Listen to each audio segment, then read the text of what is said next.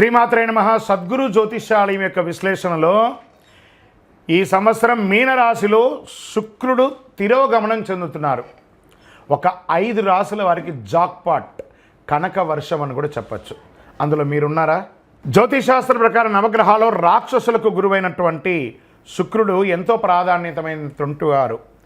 శుక్రుడు ఆనందం, శ్రేయస్సు, ప్రేమ, సంపదకు ప్రతీకగా అందరూ చెప్తూ ఉంటారు. ఇంతటి ప్రాముఖ్యత ఉన్న శుక్రుడు ఒక రాశి నుంచి మరొక రాశిలో ప్రవేశించినప్పుడు ద్వాదశ రాశులపై ప్రభావం ఏర్పడుతుంది. మీనరాశి వారికి యోగంగా ఉండబోతుంది.